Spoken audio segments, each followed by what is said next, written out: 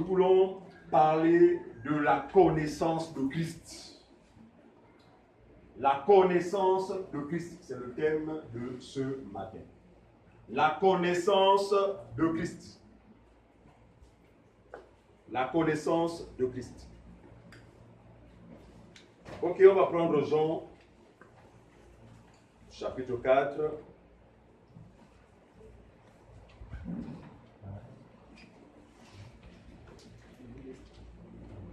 Jean, chapitre 4.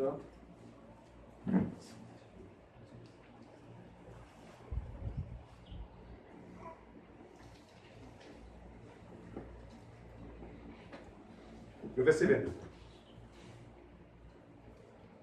Jean, chapitre 4, le verset 22. Jean, chapitre 4, verset 22. 1064, la page. Vous adorez ce que vous ne connaissez pas. Nous adorons ce que nous connaissons, car le salut vient des Juifs. Amen. Que Dieu bénisse sa parole et qu'il nous donne d'avoir le sens. Voilà. De celle-ci. Il dit, vous adorez ce que vous ne connaissez pas. En rappel, le Seigneur Jésus-Christ est face à la femme samaritaine, une femme non juive, mais qui aussi adorait. Mais d'après le Seigneur, celle-ci adorait, c'est celui, enfin, elle adorait ce qu'elle ne connaissait pas, ce qu'elle ne connaît pas. Vous adorez ce que vous ne connaissez pas. Aujourd'hui, beaucoup de personnes prétendent adorer Dieu. Mais non pas l'information selon laquelle l'adoration ne peut être de qualité que lorsque nous connaissons celui que nous adorons. Amen. Autrement dit, nous ne pouvons pas adorer le véritable Dieu sans le connaître. Amen. Cette femme samaritaine adorait, parce qu'elle va le rappeler à Jésus. Elle dira à Jésus, moi, depuis que je suis né, non seulement j'ai vu mes parents, mais moi aussi j'ai adoré. À quel endroit? À quel endroit? Sur la montagne. Il dit, nous, nos parents, nous les Samaritains, nous avons pour lieu d'adoration la montagne. Vous les Juifs, vous avez pour lieu d'adoration Jérusalem. Et puis Jésus va dire à la femme samaritaine, pendant qu'elle parlait, Jésus pouvait voir son ignorance. Et lui dira, oui, vous adorez, c'est bien, mais vous adorez ce que vous ne connaissez pas. La Bible dit qu'il n'y a rien de nouveau sous le soleil. Ce qui a été, c'est ce qui est, c'est ce qui sera. Ça veut dire quoi? De nos jours aussi, nous avons cette catégorie de personnes très zélées pour les choses de Dieu. Quand il s'agit d'investir financièrement ou d'une manière ou d'une autre pour les choses de Dieu, vraiment sans forcer, ça coule. Mais un seul problème, c'est qu'ils ne connaissent pas celui qu'ils adorent. Dès ce moment-là, l'adoration est vaine. C'est une adoration qui n'a pas de place, qui n'a pas de sens pour Dieu. Beaucoup de gens font des choses au nom de Dieu. Mais le problème, c'est quoi? Ils sont privés de la connaissance de ce Dieu. Et regardez, ça a été le cas des Juifs, qui aussi, après que le Messie leur soit envoyé, après que celui-ci ait accompli cette œuvre salutaire sur la croix, une bonne partie des Juifs est restée insensible à cette œuvre. Alors Paul, qui était juif, à qui le Seigneur avait fait la grâce d'ouvrir, la grâce de connaître le véritable, parce que ici nous voulons vous rappeler que Paul aussi par le passé a été un adorateur aveugle. Voilà. Et c'est cet aveuglement-là qui effectivement l'exposait, lui donnait de persécuter les vrais croyants. Vous connaissez l'histoire de Paul? Bon, c'est vrai, il s'appelait pas encore Paul, il s'appelait Saul de Tarse. Hein? Très zélé. Il aimait Dieu. Il était prêt à tuer comme plaire à Dieu. Voilà. Et la Bible dit que dans les derniers temps, en fait, les hommes vont arriver jusqu'à ôter la vie à leur prochain, croyant rendre un culte à Dieu. Autrement dit, croyant défendre les intérêts de Dieu. C'est ce qu'a été Paul. Paul a persécuté, Paul a tué, mais pour lui, il était du côté de Dieu. Mais quand les yeux se sont ouverts, c'est pourquoi nous parlons de la conversion. Lorsqu'un cœur n'est pas converti, vous ne pouvez pas comprendre les choses de Dieu. Amen. Vous allez demeurer zélé, mais dans l'ignorance. Or, il n'est pas avantageux. Nous ne tirons aucun avantage de faire ceci ou cela. Prier, jeûner, ou encore aller ici et là prêcher, ou encore investir financièrement pour l'avancement de l'œuvre, si et seulement si nous sommes dans l'ignorance.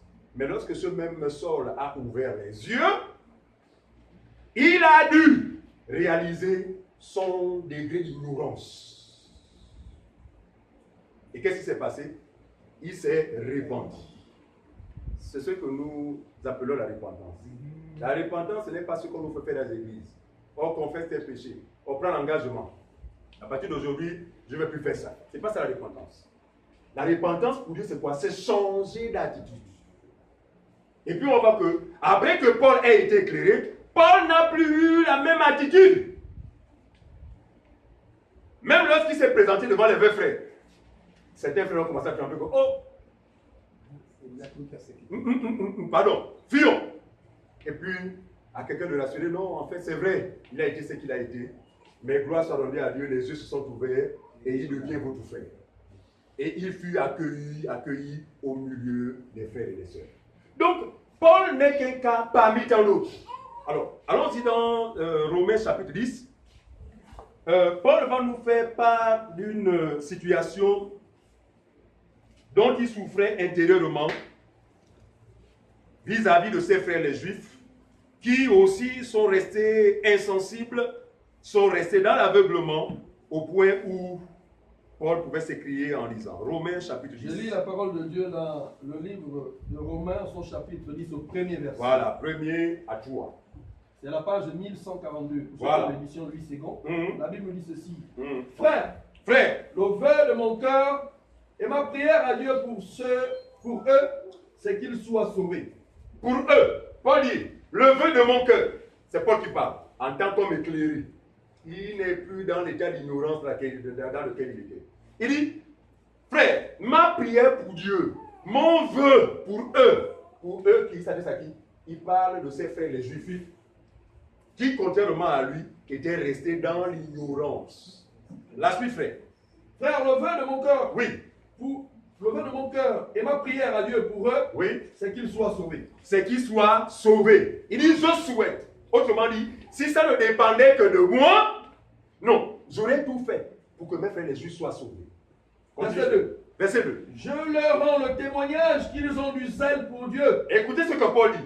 Il dit, je leur rends ce témoignage. Je reconnais qu'ils ont du zèle pour Dieu. Suivez. Mais sans intelligence. Ils ont du zèle pour Dieu. Mais, hélas, aujourd'hui, beaucoup de personnes ont du zèle pour Dieu. Mais sans quoi? L'intelligence. D'autres versions parlent de connaissance. Ils ont du zèle pour Dieu, mais sans la connaissance. Donc, voyez, comprenez la douleur, n'est-ce pas, que l'apôtre Paul pouvait voir au-dedans, de lui. Et c'est la même douleur que nous éprouvons aujourd'hui lorsque nous regardons des gens faire des choses. Vraiment. Pourtant, bonne, hein? Non, pourtant, bon, nous apprécions. Mais, en fait, ces personnes annulent ou encore font des choses qui n'ont rien à voir avec Dieu. Parce que personne ne peut servir Dieu sans le connaître. C'est clair. Le service n'a jamais précédé la connaissance de celui-ci, de ce Dieu. C'est pourquoi, en général, ce que Dieu fait, de toutes ces personnes qu'il a utilisées, c'est d'abord les appeler. 1. Convertir leur cœur, donc circoncire leur cœur. Ôter le voile, parce qu'il y a un voile. L'homme naturel a devant son visage un voile qui l'empêche de voir le Fils. Or, la volonté de Dieu, c'est que quiconque voit le Fils et croit en lui soit sauvé. Mais ce que Satan fait, c'est quoi? Il a jeté, la Bible dit c'est Satan, il a jeté un voile devant chaque visage pour empêcher que les hommes, en fait, connaissent celui qui est la vie éternelle. Et c'est un voile qui se retrouve ôté que lorsque les cœurs se convertissent au Seigneur. Très bien. Quand le cœur se convertit au Seigneur, les yeux s'ouvrent. C'est pourquoi certains parmi nous peuvent réaliser l'ignorance dont nous avions été victimes. Quoique zélés. Donc je parle de moi-même. Je ne connais pas trop le cas de Clément, mais je parle de moi-même. Non. S'il y avait plus zélés, c'est nous autres. Donc certains peuvent témoigner, la sœur Émilie. C'est Émilie. Parce qu'elle et moi, on a fait un parcours vraiment, non. Kungoulou, la recherche de Dieu. Déception sur déception, on s'est fait rouler, escroquer, manipuler. Bref. Mais Dieu a permis que toutes ces circonstances contribuent à notre salut. Et c'est aujourd'hui maintenant qu'on peut dire, oh Seigneur, notre ignorance. Qu'est-ce qu'on n'a pas fait dans ces milieux? On s'est époustouflé, on s'est donné esprit, corps et âme. Parce que pour nous, nous servions Dieu. Mais lorsque les yeux sont ouverts, grande n'a pas été notre désolation. Oh Seigneur, quelle ignorance! Une tristesse qui nous a démontré simplement que tout ce que nous avions fait entre-temps, nous l'avions fait en vain. Pourquoi? Parce que quiconque s'éloigne de l'évangile unique prêché par Jésus, qu'il a confié aux apôtres, que ceux-ci ont prêché aux extrémités de la terre, quoi qu'il fasse, il le fera en vain. On le vérifie? 1 Corinthiens chapitre 15, le verset 1, s'il vous plaît. 1 Corinthiens chapitre 15, le verset 20. Verset 1. 1 Corinthiens 15, verset 1. Oui. Page 1163 pour ceux qui ont l'édition du second. Je vous rappelle, frères. Je vous rappelle, frères. L'évangile que je vous ai annoncé, que vous avez reçu, dans lequel vous avez persévéré. C'est Paul qui parle. Et par lequel vous êtes sauvés. Si vous le retenez tel que je vous l'ai annoncé, autrement vous aurez cru en vain. Ce n'est pas nous qui parlons, c'est l'apôtre Paul qui parle. Et c'est un rappel, ça veut dire quoi? Il avait toujours dit. Paul l'avait toujours répété. Parce que Paul savait que, quoi que l'on fasse, si nous nous écartons de ceux qui, eux, ils ont enseigné, après nous aurons tout fait en vain. Qui parmi nous aimerait œuvrer en vain? C'est bien tout ce que nous pouvons faire jusque-là. X fait ceci, X fait cela, gloire à Dieu. Mais attention, il nous faut veiller à ne pas avoir fait toutes ces choses vainement. Et Paul dit, je vous le rappelle, ça veut dire que c'est une notion, c'est des vérités qui doivent être établies en nous. Ça veut dire quoi? Quoi que l'on fasse, assurons-nous que ce que nous faisons ne s'écarte pas de ce que les apôtres ont enseigné. Amen. Vous comprenez cela? Alors Paul va dire, ma prière pour Dieu, c'est que qu'ils soient sauvés. Ils ont du zèle pour Dieu, mes frères, mais sans la connaissance. Osée chapitre, voilà, c'est un premier passage connu de tous. Osée 4.6. On y va. Osée 4.6. Osée 4.6. Je suis ici en train de poser les bases. Osée chapitre 4. Quant au danger de l'ignorance. Verset 6, c'est à la page 900. Très bien. 895. Ouais, Osée 4.6. Osée chapitre 4, verset 6. Oui. Mon peuple est détruit parce qu'il lui manque la connaissance. Mon peuple est détruit parce qu'il lui manque la connaissance.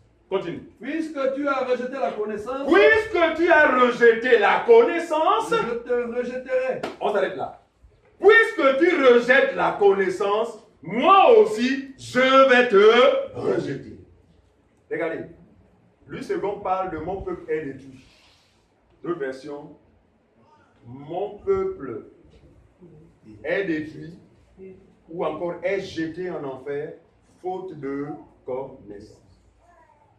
Et j'ai l'habitude de dire que s'il y a un adversaire auquel nous devons faire face, c'est l'ignorance. Les démons s'apprennent, parce que les démons ne peuvent pas affecter, je veux dire quoi, ne peuvent pas annuler le plan de salut que Dieu a pour toi. Or, l'ignorance peut te priver de la vie éternelle. Il y a plusieurs passages qui le démontrent que ne sera l'enfer, non seulement ceux qui n'auront pas cru, première catégorie, Deuxième catégorie, ceux qui ne vont pas obéir à l'évangile tel qu'il a été prêché. C'est-à-dire tous ceux qui ont des Bibles, mais qui font leur volonté.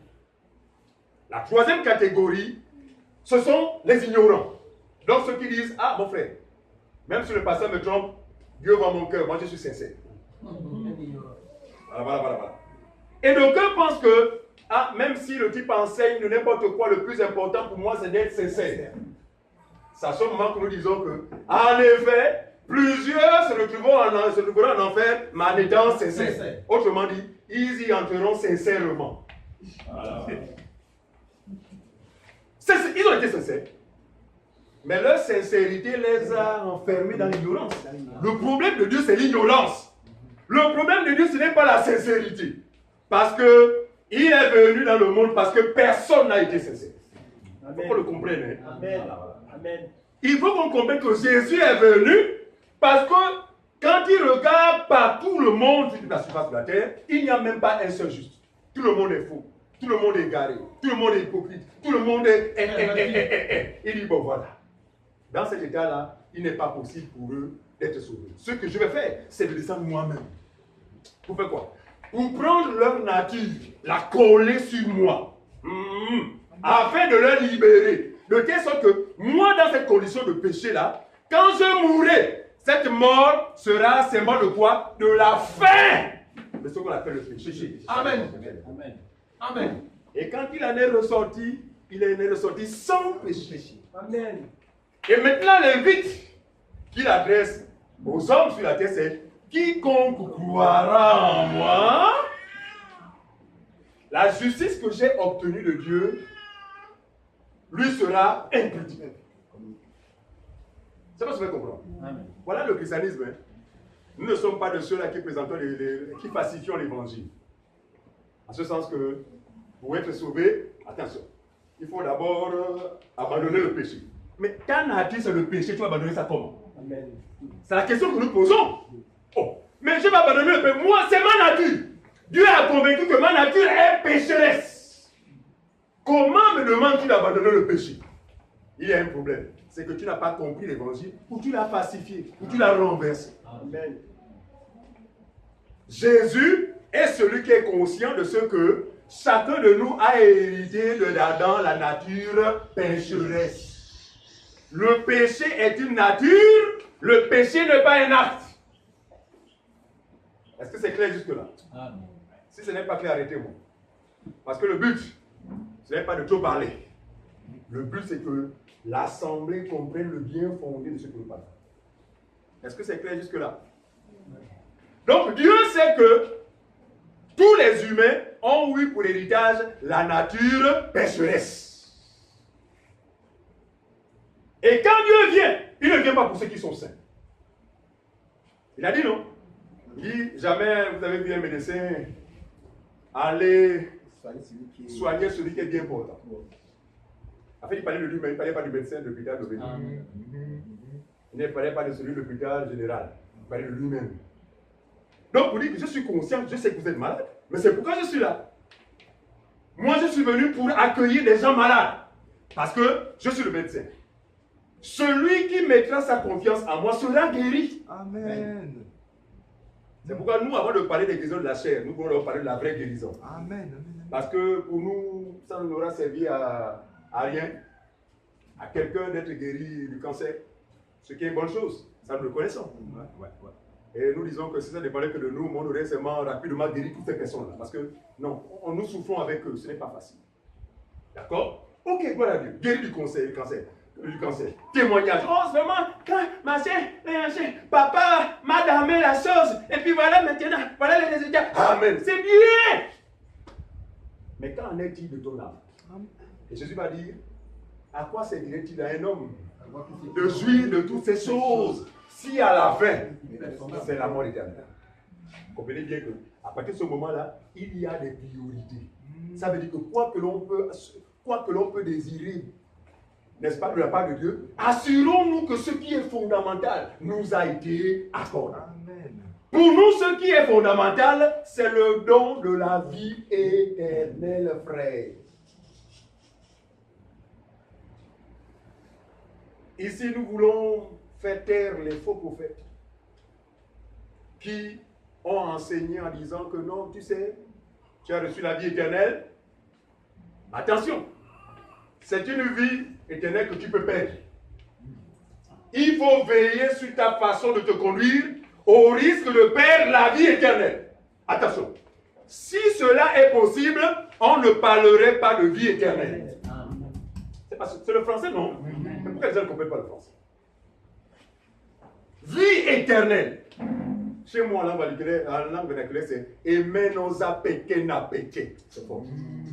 Enfant, souviens. Bon, ceux qui ont quand même les bases, enfant, comment on dit? Vie éternelle. Voilà, la vie éternelle. Si nous considérons que la vie éternelle est un don venant de Dieu, ça veut dire que ce don-là en nous est éternel. On ne perd pas la vie éternelle, c'est la bêtise. Pourquoi? Parce qu'ils n'ont pas compris que le péché, ce n'est pas un acte. Le péché est une nature. Alors quand Jésus vient, à travers sa mort, il va nous dépouiller de cette nature-là que Paul appelait le vieil homme. Il va enlever ça. Et nous revêtir d'une nouvelle nature, que le même Paul a appelé l'homme nouveau créé selon Dieu. Donc, nous avons seulement besoin de cette connaissance pour être rassurés, pour être sûrs de ce que nous affirmons, mais qui malheureusement choque ce dont le Dieu de ce siècle a aveuglé l'intelligence. Comment voulez-vous qu'après avoir revêtu la nature de l'homme nouveau, je puisse être encore un pécheur? On dit bien l'homme nouveau, créé selon Dieu. Selon Dieu. Donc avec la même nature que Dieu. Si je dis que, bien que je sois un homme nouveau, mais tu sais, l'homme est un pécheur. Tu es en train de dire que Dieu est un pécheur. Vous voyez jusqu'où l'ignorance conduit les gens? Et souvent c'est ça. Ce sont ces personnes qui, au début de la réunion, conduits par un aveugle, qui d'ailleurs va leur proposer de se livrer à cette gymnastique. Frères et sœurs, vous savez que nous sommes des pécheurs. Il n'est pas question que la réunion commence sans qu'on nous demande pardon. Demandons pardon à Dieu pour nos péchés. Mais à qui l'on demande de demander pardon pour leurs péchés? Est-ce à des pécheurs ou à des personnes à qui Dieu a fait grâce? C'est la question. Et nous pouvons conclure simplement qu'il s'agit d'une assemblée de pécheurs. Amen. Et Dieu ne peut être dans l'assemblée des pécheurs, attention. Non, Dieu n'est présent que dans l'assemblée des justes. Nous croyons qu'il est là parce qu'il y a plus de 2 ou 3 personnes qui ont cru en cette bonne nouvelle. Donc s'il y a 2 justes, Dieu peut être là. Oui. Amen. Même s'il y a un seul juste, Dieu peut être là. Mais quand vous déclarez que moi-même le pasteur, je le connais, parce que je suis un pécheur, alors vous avez votre Père au milieu de vous qui atteste la nature qui est la vôtre. Alors, prenons Psaume chapitre 107, s'il vous plaît. On va doucement.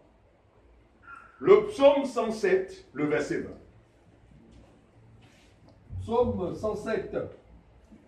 Le verset 20, c'est la page 616. Oui. C'est en édition Louis Ségon. La Bible nous dit ceci. Il envoya sa parole et les guérit. Il les fit échapper de la fosse. C'est qu'elle écrit. Amen. Osée dit quoi, premièrement? Mon peuple est détruit faute de connaissance. Osée dit, mon peuple va en enfer juste pour une seule raison. Osée ne voit pas le mensonge. Osée ne voit pas l'alcoolisme. Osée ne voit pas la fornication. Osée ne voit pas le meurtre. Parce que Osée était prophète.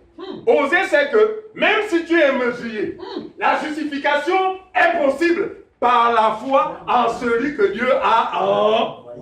Alléluia. La Bible dit qu'il a été envoyé pour justifier même l'impie.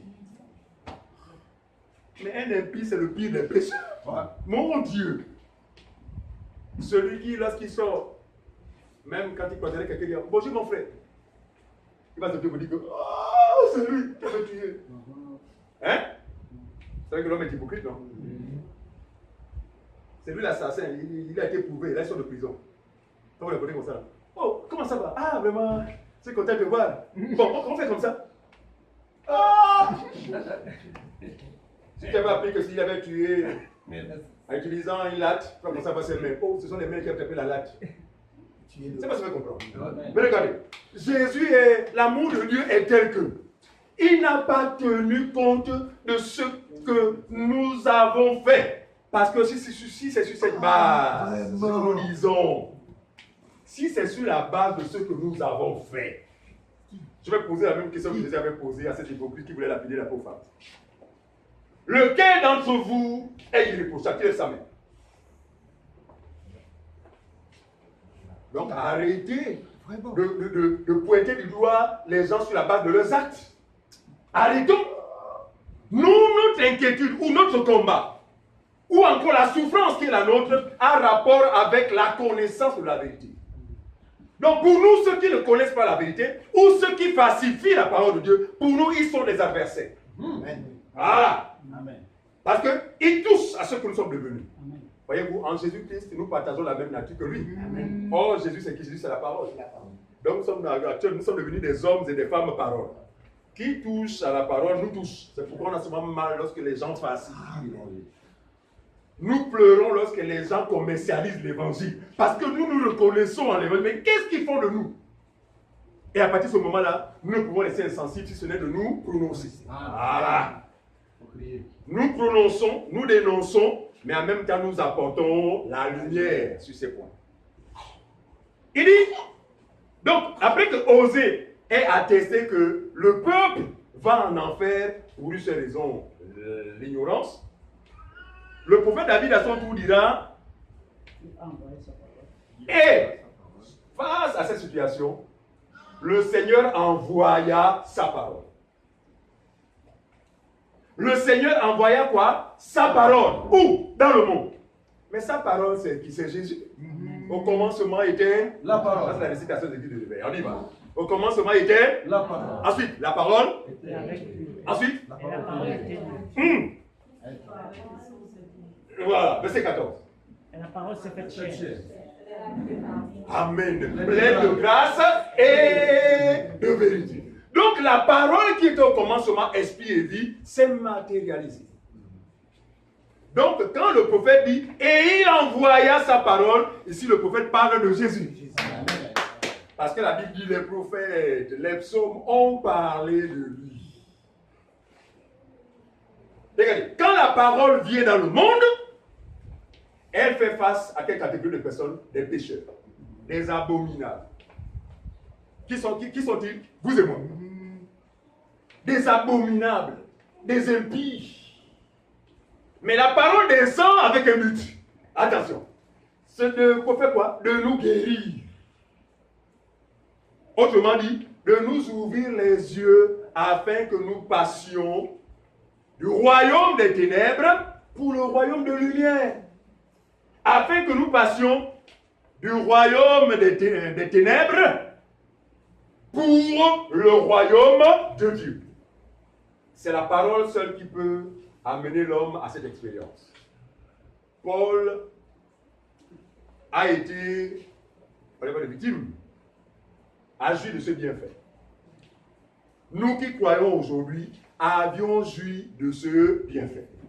Et lorsque Dieu va appeler Paul, il enverra parmi les nations et lui dira ceci: je t'ai choisi et je t'envoie parmi les nations, afin que tu leur ouvres les yeux.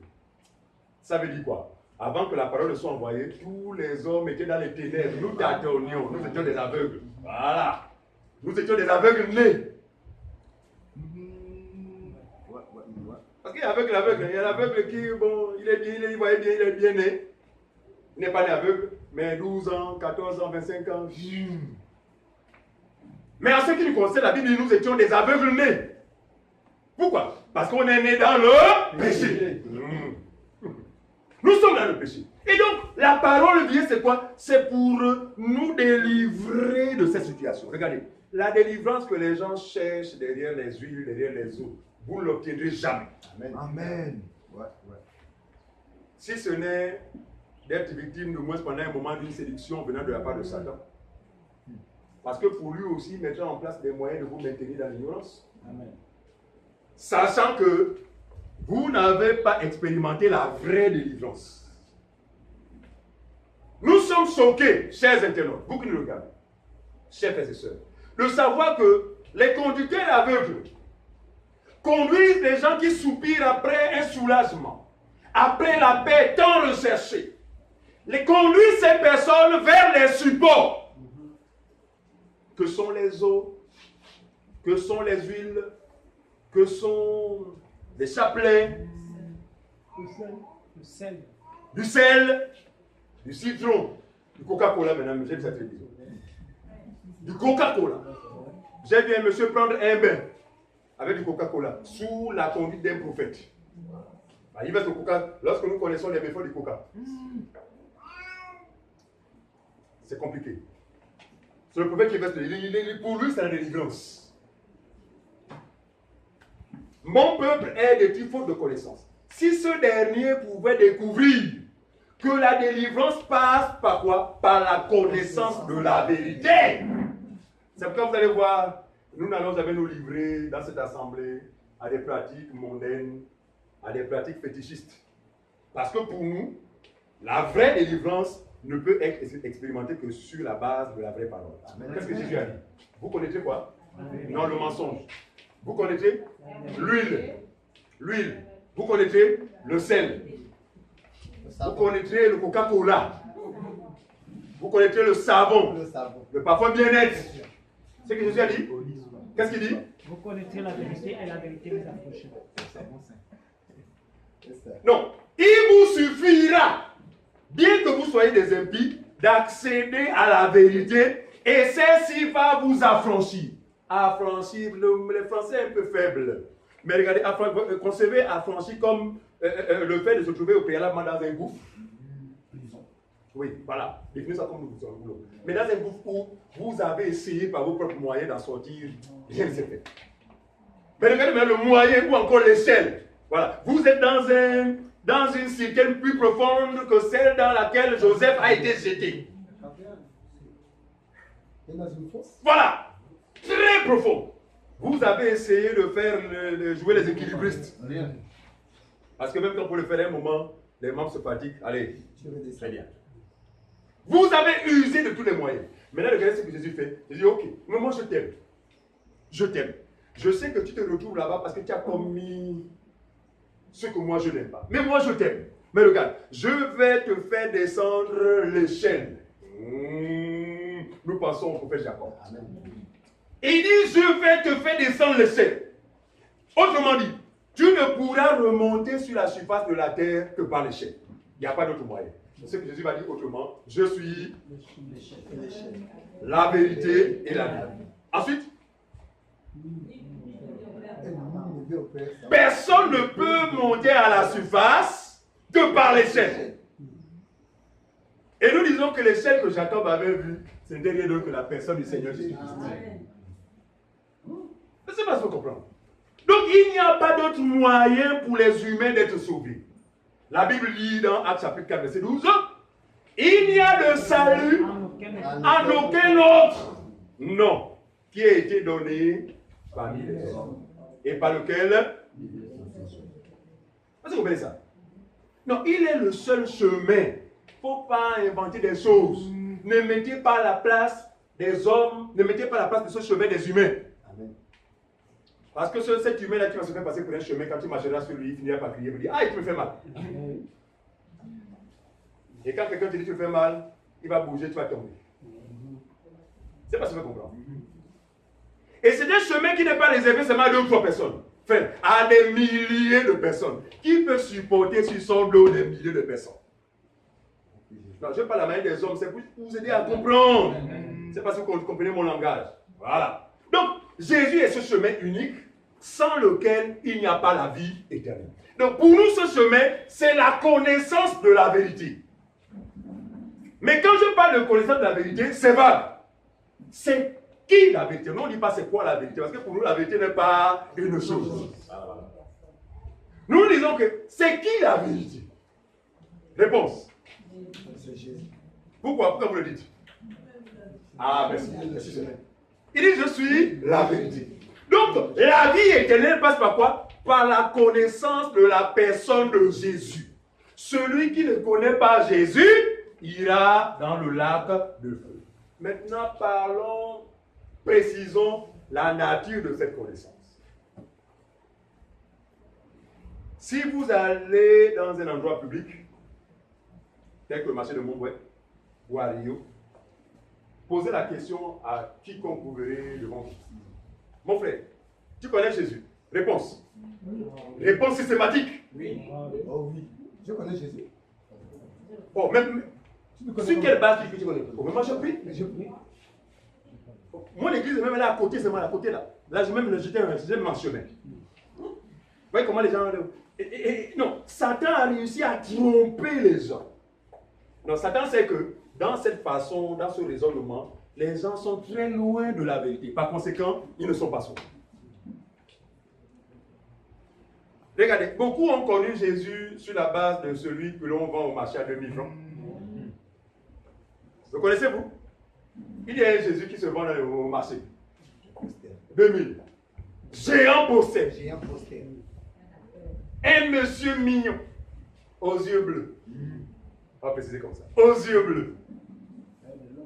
Mon frère, quand Jésus n'a plus combien? 2000. Vous n'avez même pas honte d'acheter le Seigneur à 2000.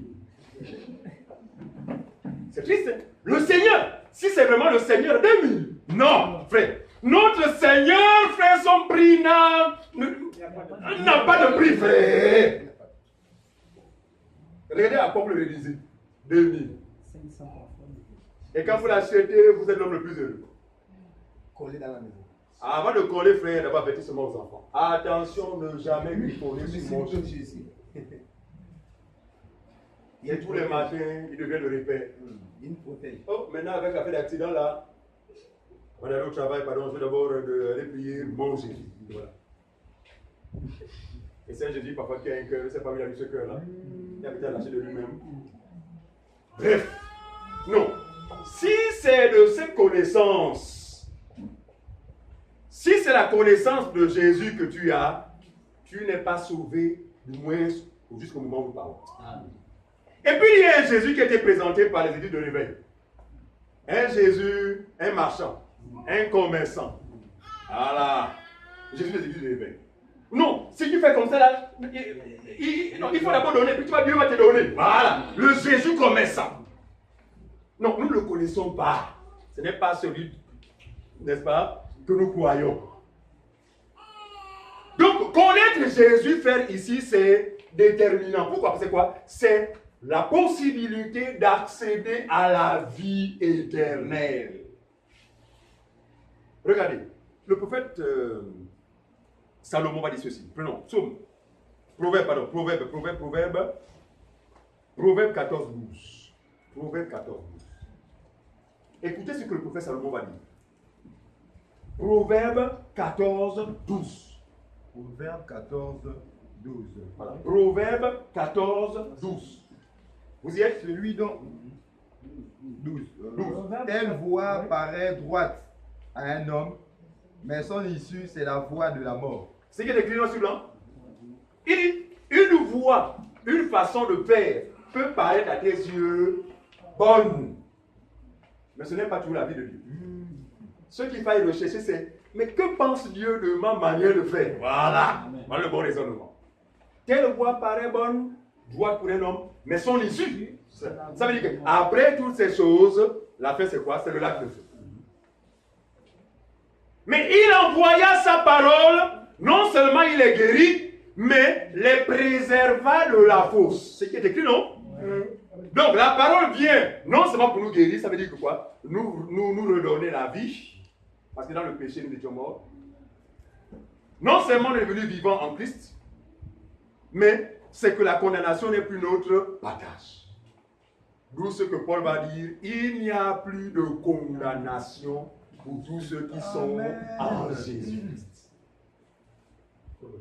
Mais nous étions exposés à cette condamnation avant que nous le connaissions. Pour ma part, étant catholique, je ne savais pas que s'il arrivait un seul instant que mes yeux se ferment, c'est directement.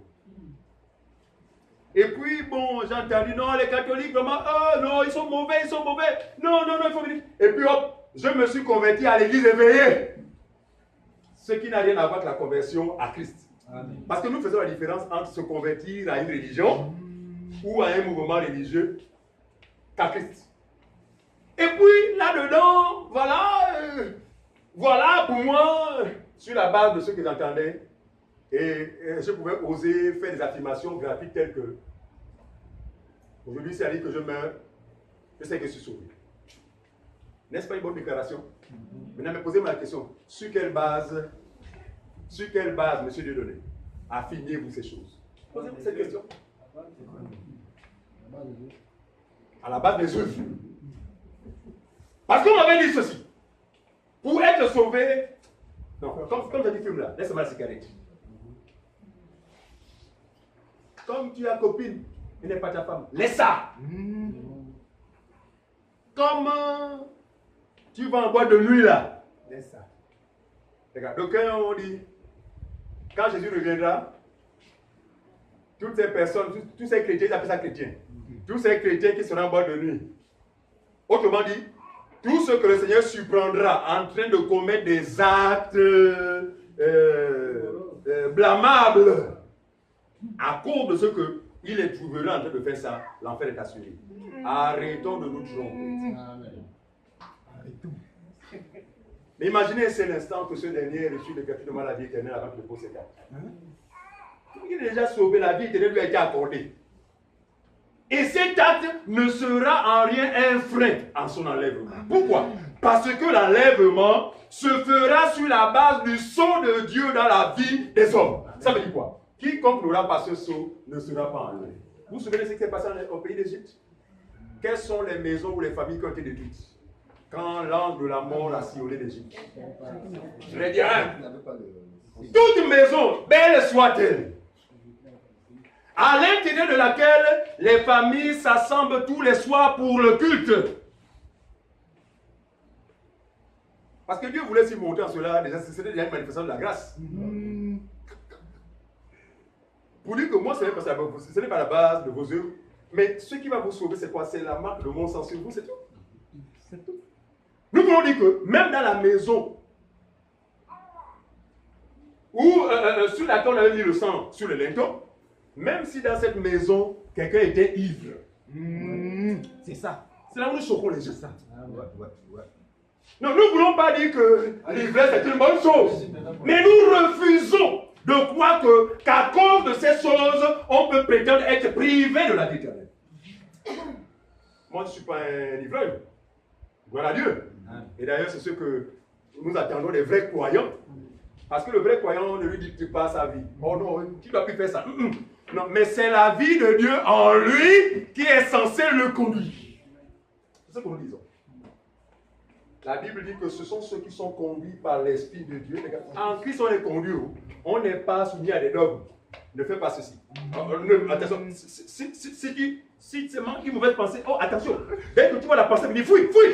Non, ça c'est frère, c'est le diable. Il vous soumet à un joug que vous aurez du mal à supporter. Amen. Et dans cet élan, il n'y a plus de liberté. Oh, Jésus dit, si le Fils vous a franchi, vous serez bien. Donc, l'enseignement qui vous est communiqué pour certains tous les mardis, pour d'autres tous les mercredis, est suffisant pour vous donner de vivre une vie chrétienne normale. Amen. C'est pour dire que nous ne jouerons jamais les gendarmes. Comme Terence habite, je l'avais déposé à tel endroit, je pense que c'est la deuxième maison. À 20h, j'ai demandé mon véhicule pour aller jouer les gendarmes. Pour savoir exactement ce que Terence fait tous les soirs, à partir de 21h. Nous ne le ferons jamais. D'accord? Mais nous sommes préoccupés par une seule chose. Laquelle? C'est transmettre la semence de Dieu en Terence. Celle-ci veillera sur elle. Nous parlons comme ça. Celle-ci veillera sur elle. Ça veut dire quoi? Elle n'a pas besoin de voir un frère. Mais la vie de Dieu sera abondante en elle. Est-ce que vous comprenez ce que je dis? Amen. Quand nous parlons de ces choses, les personnes mal intentionnées, les personnes mal affermies, les ignorants, en fait, interprètent mal ce que nous enseignons. Au point de dire que nous sommes de ceux qui encourageons les gens à forniquer, à voler, à mentir, loin de là. Parce que si c'est le cas, alors il ne s'agit pas du vrai Seigneur. La Bible dit, la grâce de Dieu, source de toute... Ça dit quoi? Voilà. Source de salut. Enseigne celui qui a cru en cette grâce que la personne de Christ a fait quoi? A renoncé. Ah, qui vous enseigne? Ce n'est pas le... Non, toi qui fais ça. C'est la grâce, la semence est même en toi. Jésus qui est la grâce en toi, qui va t'enseigner à faire quoi? À renoncer à l'impiété. Ça veut dire quoi? Même quand nous serons face à la séduction, l'esprit va commencer à donner des signaux. Dans ton cœur, ça ne va pas passer.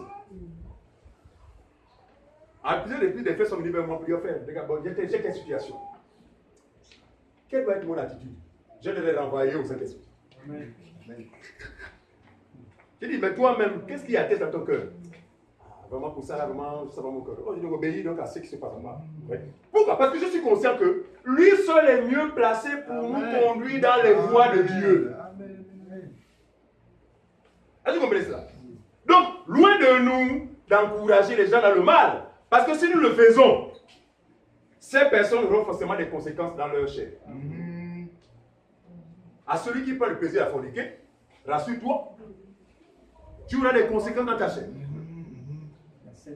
Des conséquences terribles dans ta chair. Et ça ne va engager que toi. Ça n'engage pas Dieu. Ce que Dieu a fait, c'est quoi? C'est communiquer en toi sa semence. Et en général, on a ce genre de cas, c'est des personnes qui ne sont pas enseignées. Parce qu'on peut avoir cru, reçu la vie éternelle, mais pour que cette vie soit abondante et permanente à nous, c'est quoi? C'est l'enseignement de Jésus.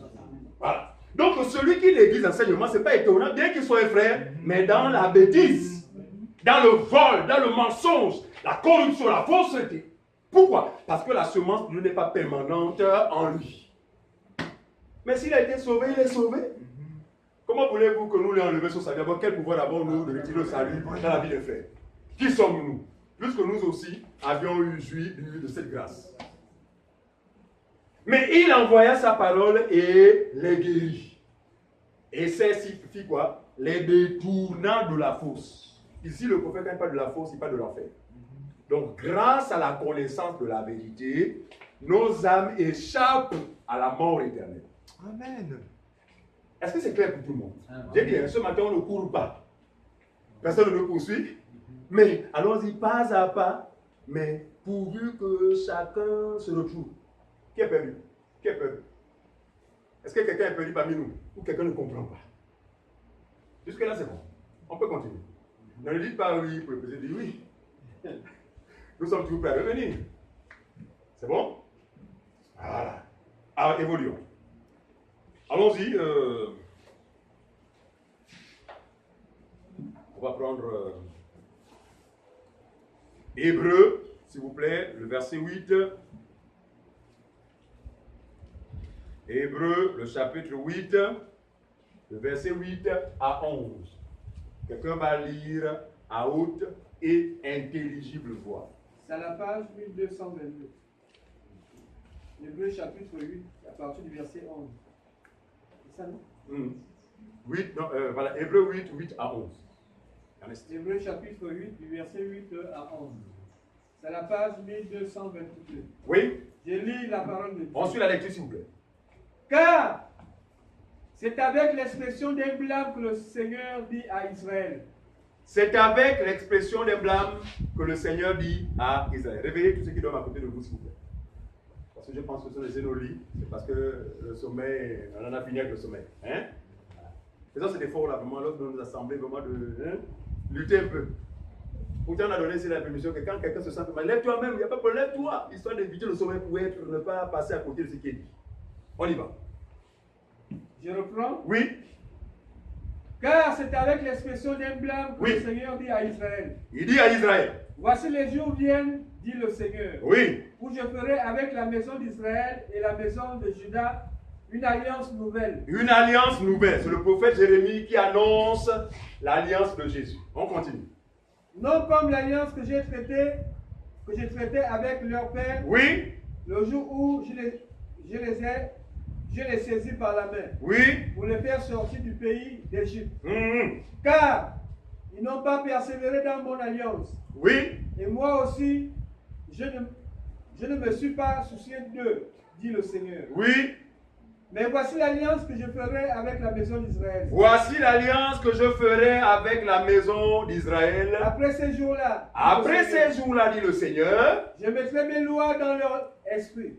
Donc, après ces jours-là, après la première alliance, celle de Moïse, dans la nouvelle, ce que moi, Dieu, je vais faire, pour ceux qui croiront au Messie, je prendrai mes lois et je les inscrirai dans leur cœur. C'est qui est écrit? Très bien, on continue. Je mettrai mes lois dans leur esprit. Oui, Je les écrirai dans leur cœur. dans leur cœur. Et je serai leur Dieu. Et je serai leur Dieu. Ils seront mon peuple. Et ils seront mon peuple. Aucun n'enseignera plus son concitoyen. Il dit personne. Dans cette nouvelle maison-là, personne ne sera encore, ah, vraiment frère, mais enseigne-moi. Parce que Dieu veillera à ce que tous ceux qui y entrent soient soumis à l'enseignement apostolique. Ça veut dire que tous auront la connaissance.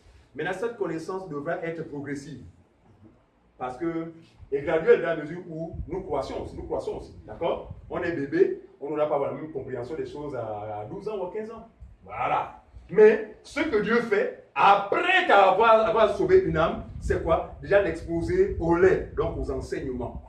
Dans un seul but, à amener cette personne à quoi? À confirmer la vie éternelle qui lui a été accordée lorsque ce dernier a cru. Amen. Regardez, beaucoup de personnes affirment que Dieu s'est sauvé.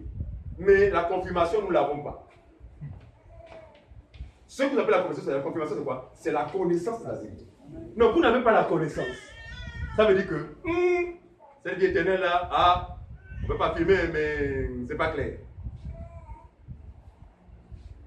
La vie éternelle, lorsqu'on l'a reçue, dès les premiers enseignements, on doit déjà être capable à discerner ce qui est bien et ce qui n'est pas bien. Est-ce que vous comprenez ça? Ensuite, mon frère. Verset 11. Verset 11. Aucun n'enseignera plus son concitoyen, Aucun n'enseignera plus son prochain. ni aucun son frère en disant, Oui, connais le Seigneur. connais le Seigneur. Car tous me connaîtront, depuis le plus petit jusqu'au plus grand d'entre eux. On s'arrête là. Il dit que dans la nouvelle alliance, le prophète ne voulait pas être précis parce qu'il fallait qu'il parle aussi de manière voilée.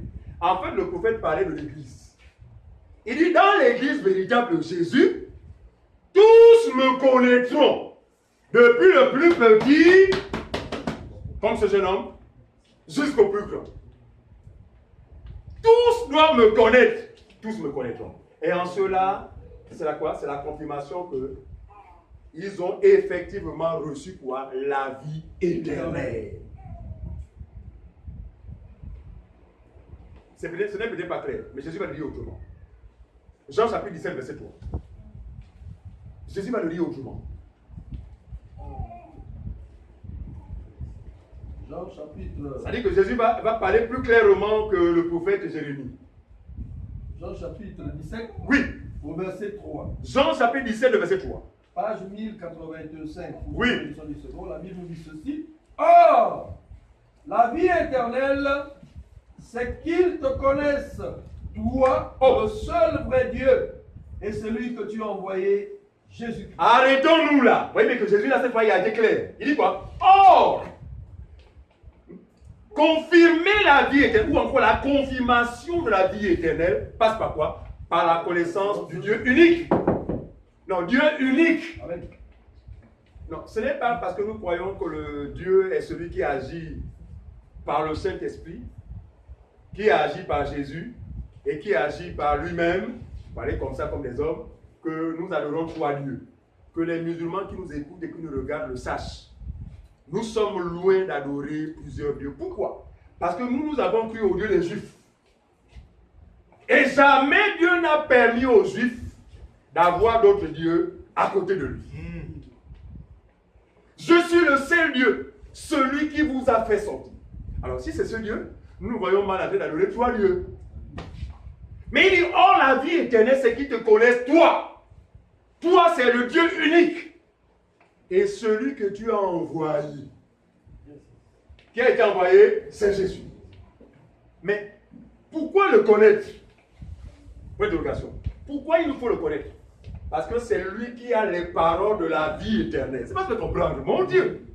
Donc la connaissance ici, ce n'est pas avoir une idée de la forme du nez de Jésus.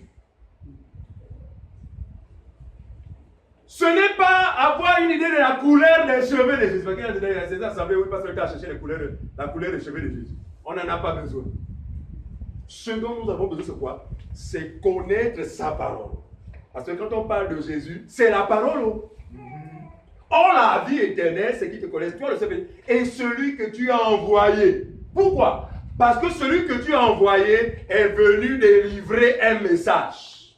Hébreux chapitre 1, verset 1. Voilà. C'est un autre, autrefois. Voilà, merci. Hébreux chapitre 1. Au premier verset. Voilà. La Bible nous dit ceci, c'est la page 1216. Voilà. Pour ceux qui ont l'édition Louis II, la Bible nous dit ceci. Après avoir, autrefois, à plusieurs reprises et de plusieurs manières, parlé à nos pères par les prophètes, Dieu, dans ces derniers temps, nous a parlé par le Fils, qu'il a établi et hérité de toutes choses, par lequel il a aussi créé le monde. Amen. Regardez, les temps dont parlait le prophète Jérémie avaient rapport avec la personne de Jésus. Amen. Et la Bible dit qu'autrefois, Dieu a parlé au peuple au travers des prophètes. Ici, nous voulons décourager toutes ces personnes, ces faux frères, ces faux sœurs mal affermis, privés de la connaissance du Seigneur Jésus-Christ, d'arrêter de continuer à courir derrière les prophètes. Parce que eux, les prophètes, ils ont eu un temps qui leur a été accordé par Dieu. C'est avant que le grand prophète n'arrive. Et dans leur démarche de prophétie, tous, unanimement, ont parlé du grand prophète. Il dit que Dieu, par le passé, nous a parlé de plusieurs manières, à plusieurs reprises, a parlé. Maintenant, dans les temps dans lesquels nous sommes, frères, ce n'est plus un prophète qui doit parler. Celui qui doit parler, c'est lui-même le grand prophète. Il dit que maintenant Dieu nous parle par qui? Par le Fils.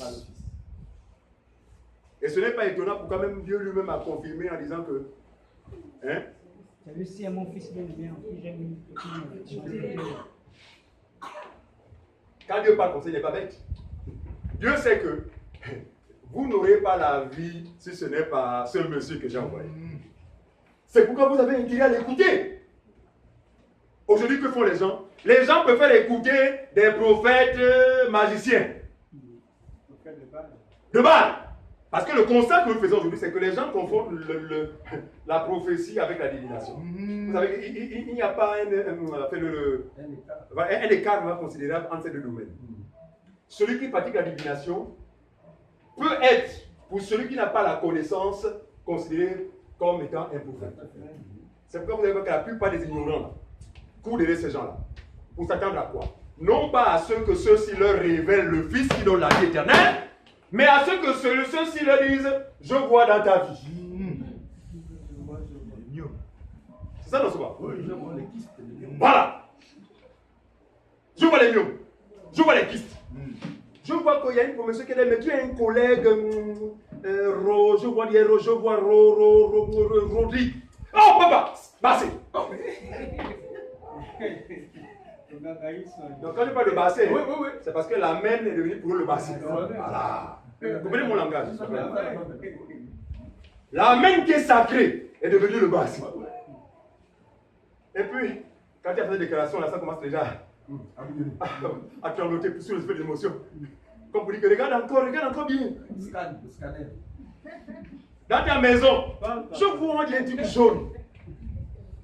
Ici, c'est pour vous montrer à quel niveau ces gens-là vous égarent. Qui vous éloigne du Fils, qui est censé vous communiquer la vie. Amen.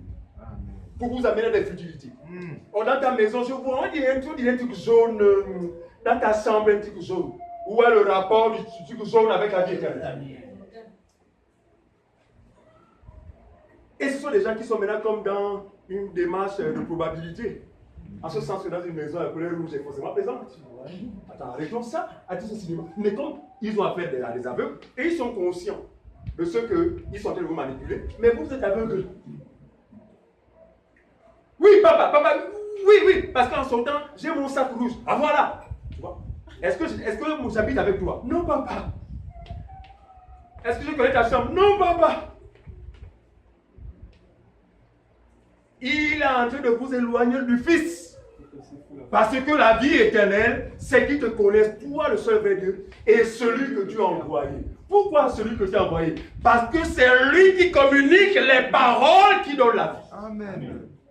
Donc Pierre a dit, vous aussi, après que le Seigneur Jésus ait choqué, scandalisé tous ces charnels qui le suivaient à cause du pain et des poissons. Ils étaient nombreux à suivre. Non, vraiment, lui là, non, ça c'est moi le Fils de Dieu. Tout ça parce que l'estomac là-bas. Déjà plein. Non, lui là, non, mon frère, je suis convaincu que c'est lui le Messie.